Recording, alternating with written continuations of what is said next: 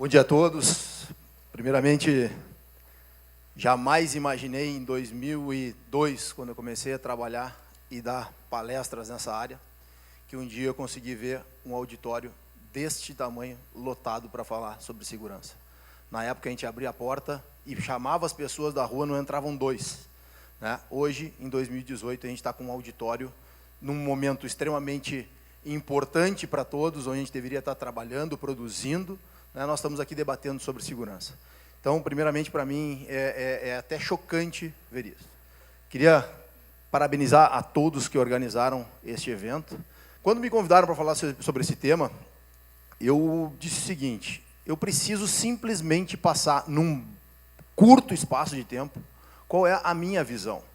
Porque para debater direitos humanos, se nós não temos uma visão clara do que nós entendemos e compreendemos, eu não vejo como seja salutar. Respeito absurdamente Israel no aspecto de prevenção em segurança, e principalmente com relação a terrorismo, porque eles conhecem muito bem a realidade que eles vivem. Para eles é muito claro, né? Nós, no Brasil, sempre que eu voltei de Israel para cá, sempre foi um choque, porque a gente ainda não conhece bem que realidade a gente está vivendo. Nós estamos hoje debatendo aqui, depois de um problema absurdo de criminalidade. Em que mundo nós estamos? O que é isso? É guerra civil? Que situação é essa que nós estamos vivendo? É caos social?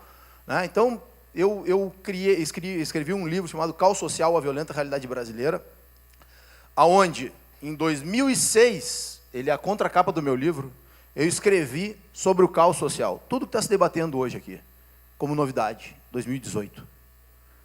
Então, só um pouquinho, gente, nada disso é novo, né? Absolutamente nada disso é novo. Que mundo nós estamos? Né? Uma das coisas que eu boto aqui, ó, a dura realidade. Lá em cima ele ficou fora, tem como só conseguindo configurar ali. A dura realidade, gente. Que realidade é essa? Né?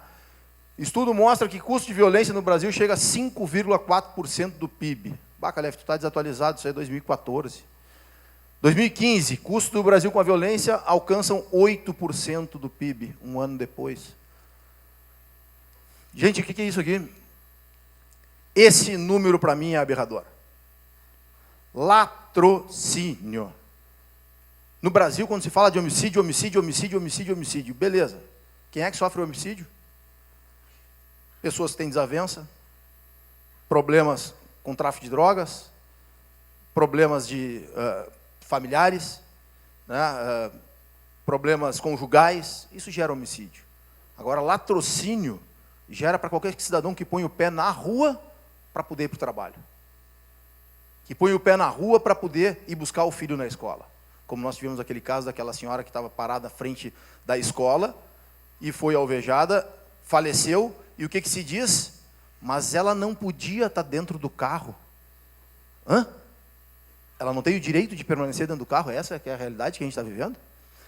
Bom, gente, então é um crescimento crescente, né, desse tipo de crime que nós temos no país inteiro. Gente, isso aqui é para nós vermos o nosso futuro, tá? Que é o número de adolescentes em cumprimento de medida socioeducativa.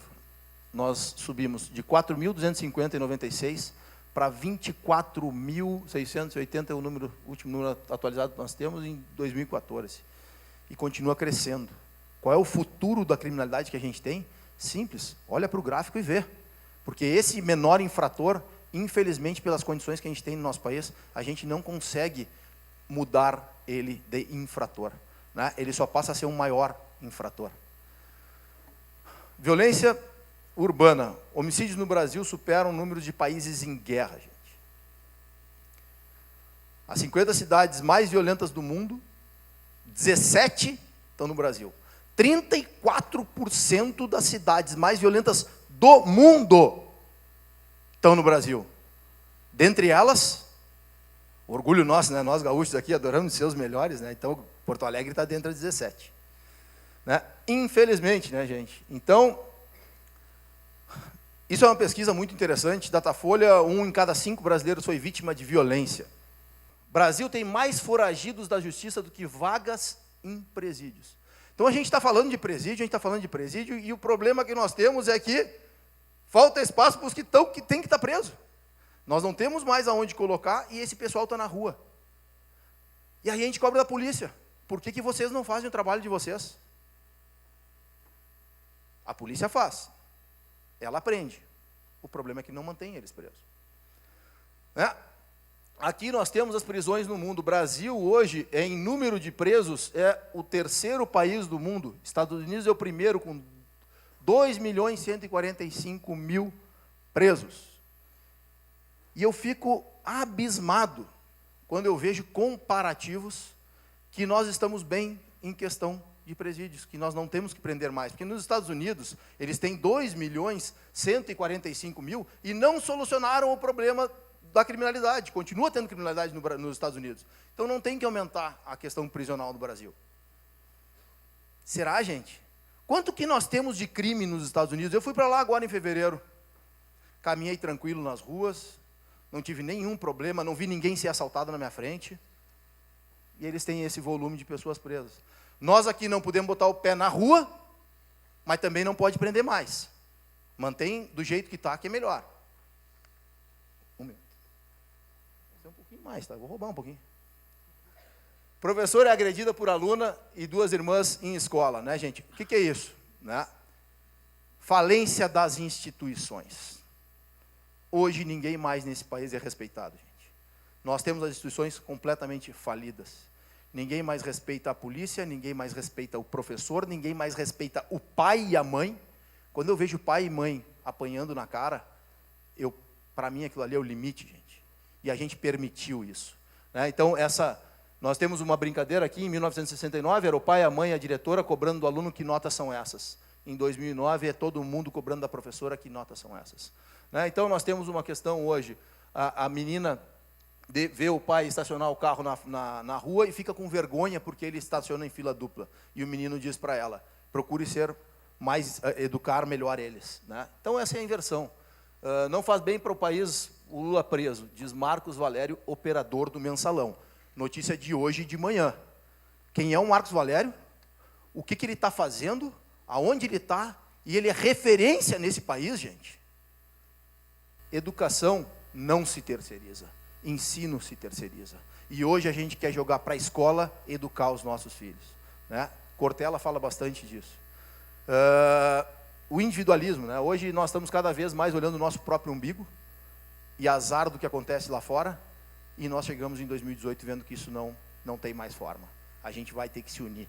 Né? Se nós não nos unirmos como sociedade, nós não vamos chegar em lugar nenhum. Então aqui nós temos o que eu chamo da lei de Gerson, que o delegado Emerson comentou aqui. Né? Realmente, nós temos um país totalmente movido pela corrupção hoje, gente, e que se construiu isso. Nós vivemos num país onde nós temos a falência da segurança pública, e aqui, gente, eu tenho o maior respeito por todos os policiais. Quem me conhece há mais de 20 anos no segmento, em 2000 eu levei uma comitiva do Estado para Israel para poder conhecer estruturas israelenses de segurança, com tudo pago para o Estado. Então, assim, eu tenho um envolvimento com o Estado e com o policial há muitos anos. E eu digo, nós temos a melhor polícia do mundo. Eu duvido que qualquer policial bem treinado em Israel ou em qualquer outro lugar ponha o pé aqui e venha trabalhar com dificuldade de salário, sem treinamento, sem armamento, sem condições, sem respaldo da sociedade, sem respaldo da imprensa. Eu duvido que alguém venha aqui como policial bem treinado e consiga fazer o que os senhores fazem, que estão aqui dentro, prendendo 24 horas por dia. Caos do sistema penitenciário. Nós vivemos hoje no caos do sistema penitenciário. Legislação falha e branda, gente. A nossa legislação ela é extremamente branda. Livre comércio ilegal. Se vende tudo que se rouba, que se desvia. Por quê? Porque tem demanda, gente. Estamos falando em linguagem empresarial. Existe demanda. Onde existe demanda, vai haver o crime. Né? Inversão de valores, que eu já bati bastante aqui. Perda dos princípios de moral e ética. E por último, gente, que eu bato, a banalização da vida humana. Em Israel, Luca esteve lá comigo, em Israel, o israelense não aceita que um cidadão seja ferido por uma fagulha de uma bomba. Nós aqui o cara atira com 7,62, mata meia dúzia e não tem nenhum problema. Passa a ser um número nas estatísticas. Né? Então, enquanto nós tivermos isso, no meu entendimento, nós criamos a impunidade total. E a impunidade gera a criminalidade. Impunidade é o câncer do Brasil. Não é o que a Calef está dizendo, os caras estão indo lá para a rua lá com bandeiras dizendo isso. Então, isso eu intitulei como o caos social. Tá? Rapidamente, então, finalizando, hoje o crime no Brasil compensa, vale para o criminoso fazer o crime porque dá retorno financeiro. Então, o coitado policial prendeu, o cara está com tornozeleira, tem que ser recolhido, mas não, tem que liberar ele. Como é que a gente faz? Então, eles podem tudo, tá, gente? Os resultados da impunidade, eles podem tudo. Homem morre em confronto com a polícia em Porto Alegre. Vítima.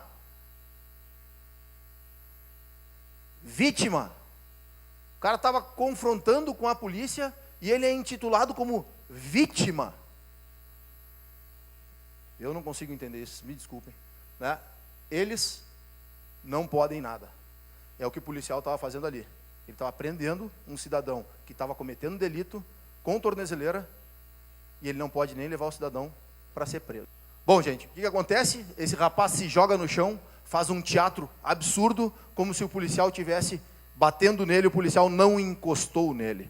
Por quê? Eles fazem isso porque é muito simples dizer que a polícia está batendo. Então, nós temos hoje, aumento dos gastos com segurança em 75% nas escolas, 40% na segurança dos prédios, fechamento de lojas e estabelecimentos comerciais pela segurança, o número de vigilantes privados é quase 5 vezes maior que o efetivo do Exército.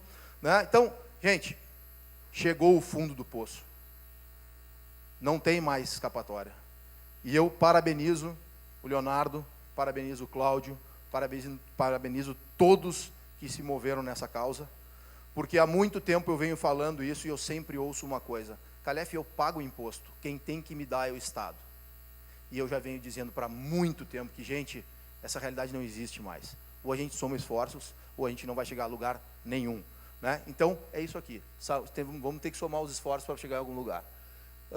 Não vou bater aqui, isso aqui são alguns desafios que eu entendo que a nossa sociedade tem, o choque de cultura, fim da lei de Gerson, compartilhar informações e se dedicar à segurança pública, todos nós, revitalizar o respeito às instituições, saber quem é a prioridade, cidadão ou delinquente, CONCEPRO, atuar mais nas causas, denunciar e combater o comércio ilegal, ensinar e cobrar ética e valorizar a vida humana.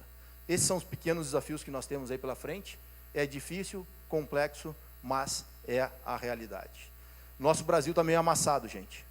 Ele está meio... Nós vamos ter que pegar a nossa bandeira e vamos ter que pegar um ferro e vamos ter que passar, porque eu acho que a gente tem uma saída para não sair deste país. Muito obrigado a todos. Desculpem extrapolar um pouquinho meu tempo.